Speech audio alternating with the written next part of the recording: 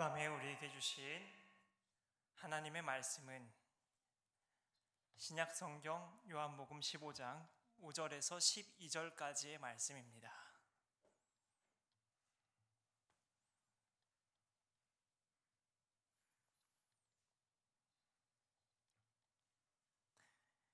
요한복음 15장 5절에서 12절까지의 말씀을 제가 봉독해 드릴 때에 하나님의 말씀을 경청하시길 바랍니다.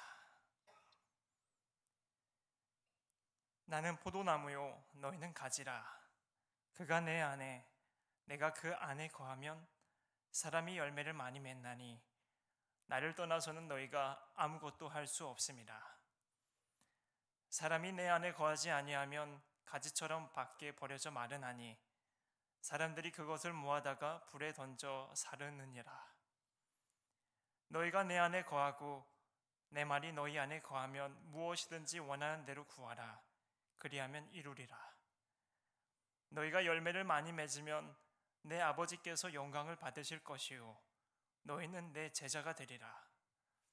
아버지께서 나를 사랑하신 것 같이 나도 너희를 사랑하였으니 나의 사랑 안에 거하라. 내가 아버지의 계명을 지켜 그의 사랑 안에 거하는 것 같이 너희도 내 계명을 지키면 내 사랑 안에 거하리라. 내가 이것을 너희에게 이름은 내 기쁨이 너희 안에 있어 너희 기쁨을 충만하게 하려 함이라. 내 계명은 곧 내가 너희를 사랑한 것 같이 너희도 서로 사랑하라 하는 이것이니라. 아멘. 2012년 겨울 무렵에 동대문에 있는 한 교회에서 아동부 부서를 맡아 첫 사역을 시작했습니다. 첫날에 얼마나 긴장이 되는지 아직도 그날의 떨림과 저를 바라보는 아이들의 눈망울이 선명하게 기억납니다. 아직 이별을 받아들이지 못했는지 전에 계신 여성 전도사님을 찾는 친구들도 있습니다. 살살 경계하면서 의심의 눈초리로 저를 바라보는 친구들도 있고, 새로 전도사님이 오든 말든 아무 관심이 없는 6학년 친구들도 있었습니다. 내면의 담이 허물어지지 못한 채로 어색한 기운이 흐르고 있을 때 10살 된 남자아이가 제게 다가와서 생뚱맞은 말을 건넵니다. 안녕하세요 전도사님, 제 별명은 철봉이에요. 왜 별명이 철봉이야? 제 이름이 봉철인데 거꾸로 하면 철봉이거든요. 그 순간 아동부실엔 하하호호 웃음꽃이 피어났습니다. 서로 쌓아둔 담과 어색한 기운은 온데간데 없이 사라지고 웃음만 남아 있었습니다. 그렇게 친구들과의 인연이 시작됐습니다. 교회가 위치한 동네는 재개발이 유보된 곳이었습니다. 그래서일까 상대적으로 힘들게 살아가는 교인들이 많았습니다. 저희 아동부 아이들 그 가정도 한부모 가정이거나 조손 가정이거나 경제적으로 어렵게 살아가는 친구들이 많았습니다. 봉철이도 가정 형편으로 인해서 얼마 되지 않아 서울 근교로 이사를 가고 말았습니다. 시간이 지날수록 순수함과 미소 뒤에 가려져 있는 아이들의 여러 그늘들을 마주하며 한 가지 생각이 들었습니다. 진심으로 사랑하자. 이 아이들을 진심으로 사랑하자. 틈이 생긴 아이들의 정서에 결핍에 하나님의 사랑이 가득 채워지도록 진심으로 사랑하자. 그렇게 그날의 다짐은 오늘날까지 제 삶과 목회 철학의 최우선 가치로 이어져 오고 있습니다. 여러분은 일상을 살아갈 때, 또 교회에서 생활하고 사역할 때 어떤 마음을 지닌 채로 살아가고 계십니까? 저는 권면드려 봅니다. 사랑의 마음을 꼭 간직하시라고 말입니다. 이것은 그저 제 말이 아닌 우리 주님의 말씀입니다. 오늘은 주님의 사랑을 숙고해 보려 합니다. 그리고 그 사랑 안에 거하고 있는 우리 삶을 면밀히 검토해 본다면 좋겠습니다. 예수님은 이런 사랑을 말씀하셨습니다. 말과 혀로만 사랑하는 것이 아닌 행함과 진실함을 나누는 사랑을 말씀하셨습니다. 어느 날이었습니다. 고발거리를 찾고자 예수님을 따라다닌 바리새인과 서기관들이 그들의 눈에 손 씻지 않고 음식을 먹는 제자들이 목격되었습니다. 이것은 유대인들 사이에서 꼭 지켜야 하는 전통을 어긴 행위였습니다. 요놈 잘 걸렸다 하는 생각이 들었을 겁니다. 그래서 그들은 그 즉시 예수님께 따져 묻습니다.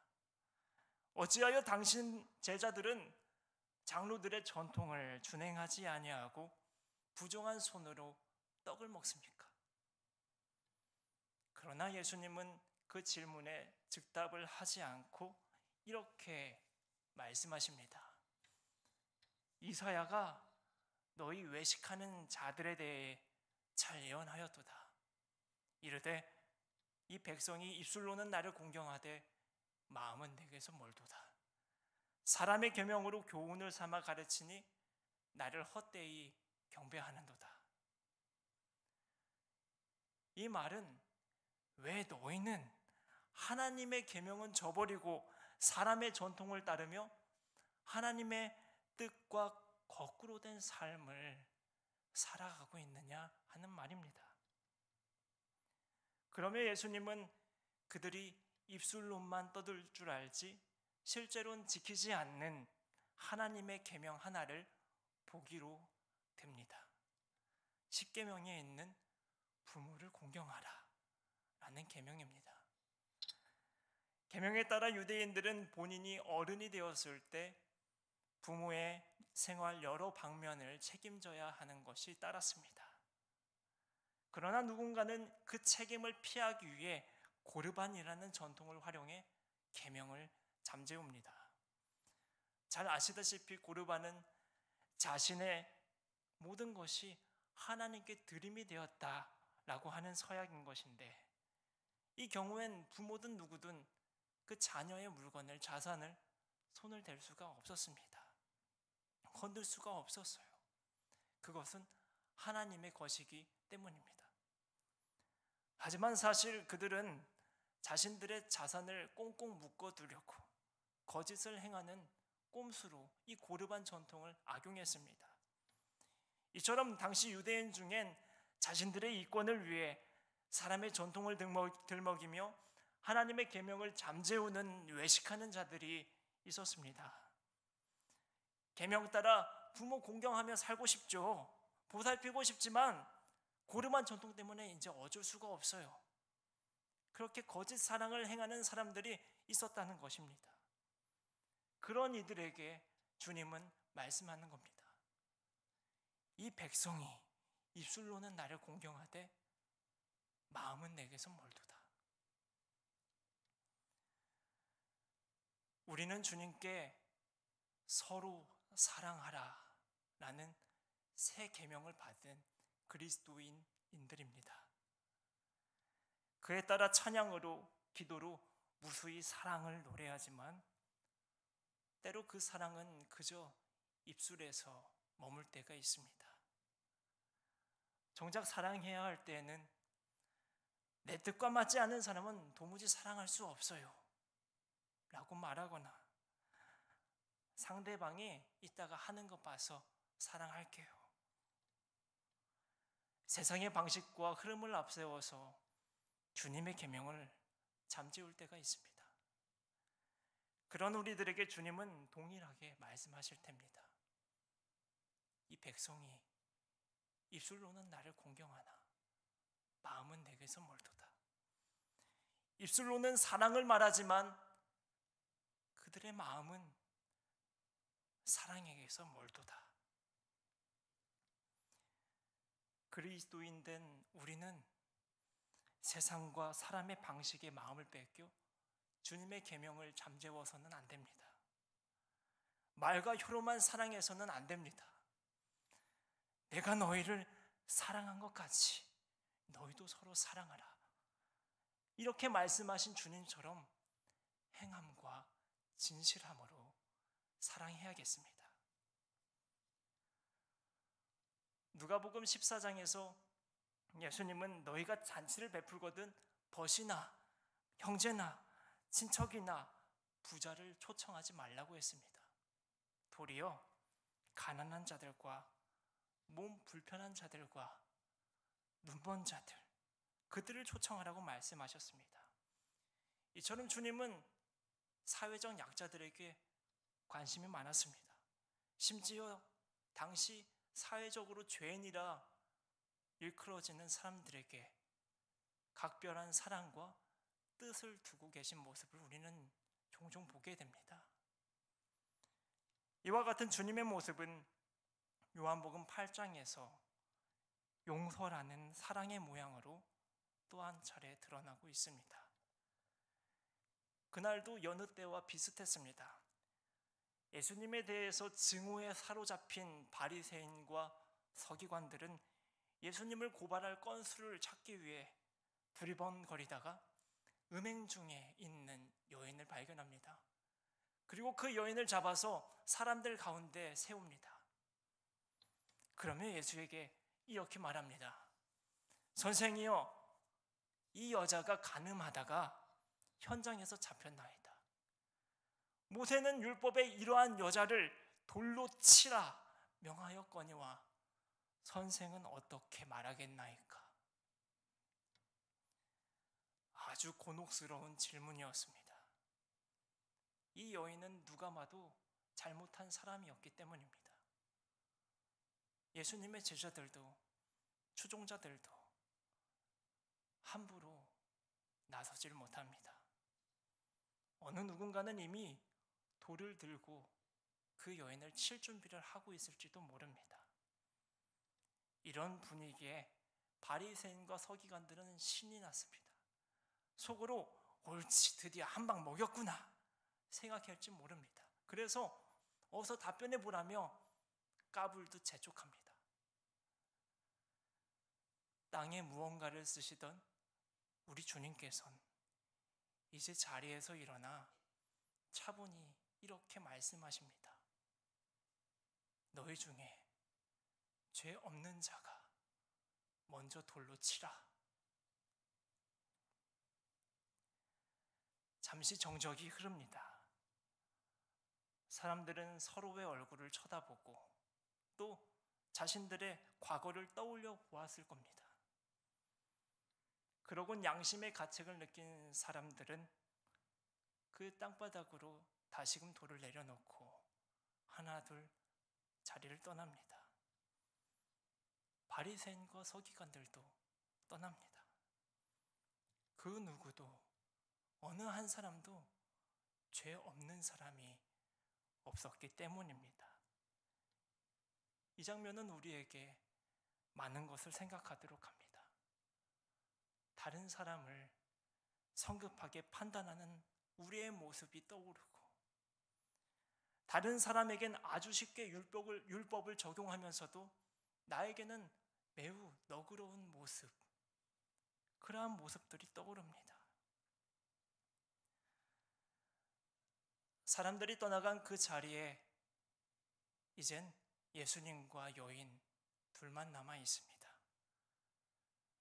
주님은 조용히 여인에게 묻습니다. 여자여, 너를 고발하던 그들은 어디 있느냐? 생명의 위협에서 벗어난 그 여인은 이제야 한숨 돌리고 말 한마디 해봅니다. 주여, 없나이다. 이어서 주님께서 이렇게 말씀하십니다. 나도 너의 죄를 묻지 않겠다. 가거라. 가서 다신 죄를 짓지 말아라. 율법에 대해 죄인이었던 그녀에게 용서를 베푸시고 그녀가 잘못된 태도를 버리고 새로운 삶을 시작할 수 있게 하시는 주님의 사랑 어린 말씀입니다. 율법을 정말 사모하고 준행하고자 하는 하나님의 자녀라면 이 상황에서, 방금 그 상황에서 행해야 할 모습은 생명을 짓밟아 소멸시키는 것이 아닌 그 사람을 용서하고 사랑하여 새 삶을 살 수 있도록 소생시켜야 함을 우리 주님께서 보여주고 계신 겁니다. 이처럼 우리 주님은 사랑의 결정체였습니다. 진실함, 용서, 자비, 희생 등 이 세상에 존재하는 모든 사랑을 만인에게 몸으로, 삶으로 직접 보이시고 나눠주신 사랑의 결정체입니다. 그런 주님, 고별을 앞두고 있는 오늘 본문에서 자기 자신을 소개하기로 나는 참 포도나무다 라고 말합니다. 그리고 우리는 그 나무에 달린 가지라고 합니다. 나뭇가지인 우리가 예수님 나무에 거하면 열매를 맺지만 거하지 않으면 결국 말라버린다고 합니다. 그러니 내 안에 거하라고 합니다. 내 계명과 사랑 안에 거하라고 합니다. 그렇게 사랑의 열매를 맺어가라고 말씀하고 계십니다. 잠시 성찰해 보시죠. 지금 여러분은 어디에 거하여 계십니까? 무슨 열매를 맺어가고 있습니까? 포도나무 가지에는 포도송이가 열리고 사과나무 가지에는 사과가 열리는 것입니다. 마찬가지로 사랑의 결정체인 예수님 나무 가지에는 사랑이 열리는 것입니다. 그 가지에는 사랑이 주렁주렁 달려 있어야 하는 겁니다. 그런데 우리 삶에서 보여지는 열매가 사랑이 아니고 미움이라면, 원망이고 증오이고 뻔뻔한 이기심이라면 과연 우리는 어디에 거해 있는 것일까요? 과거 수도원에서부터 이어지는 기독교 전통 영성 수련 중에 가장 기본이 되는 것이 있습니다. 침묵입니다. 여기서 침묵은 그저 말하지 않고 마음을 고요히 가라앉히는 것만 뜻하지는 않습니다. 기독교 영성에서 침묵은 하나님 안에 온전히 거하기 위해 내 머리에, 내 마음에 있는, 내 삶에 있었던 세상의 모든 것을 내려놓는 것, 자신의 의향과 동기의 근원이 되는 자아를 비워내는 것을 말합니다. 다시 말해 기독교 영성에서 침묵은 비움입니다. 자기 자신을 비우고 하나님 안에 거하여 하나님의 것으로 체험을 얻는 시간을 말합니다. 참 사랑이신 예수님 나무에 거하기 위해서, 주님과 하나가 되기 위해선 여러분 자신을 비워야 합니다. 내 경험을 토대로 사람을 성급하게 판단했거나 내 성격과 생각에 맞지 않는다고 등 돌리거나 혹은 내 방식대로 따르라며 상처를 주었던 행동들 버려야 합니다.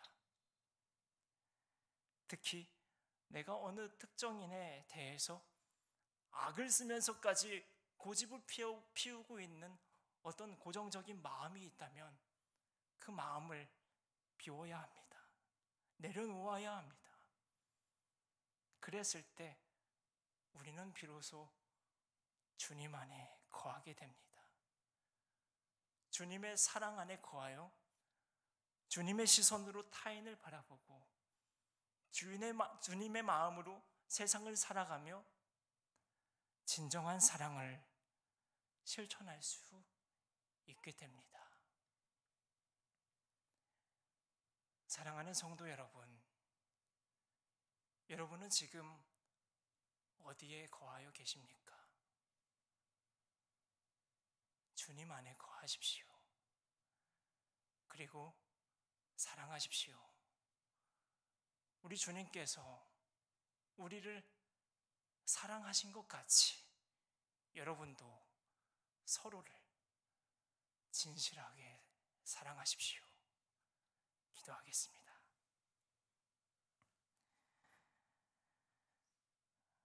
나는 포도나무요, 너희는 가지니 너희가 내 안에, 내가 너희 안에. 하나님, 오늘 우리에게 보이신 주님의 음성이 우리 곁을 떠나지 않게 하소서. 우리 모두 주님 안에 거하여 사랑을 얻게 하시고 또 사랑을 행하게 하소서. 이전에 나의 잘못된 태도를 버리고 주님의 마음을 갖기를 소망합니다. 비좁지 않게 하시고 불행을 외면하거나 방관하지 않게 하시고 차가운 마음을 만나거든 포근히 안아주는 너그러움이 있게 하소서. 그렇게 그 어디에서든 우리도 주님처럼 사랑하게 하옵소서. 주님과 하나가 되길 간절히 바라며 우리 주 예수 그리스도의 이름으로 기도드립니다. 아멘.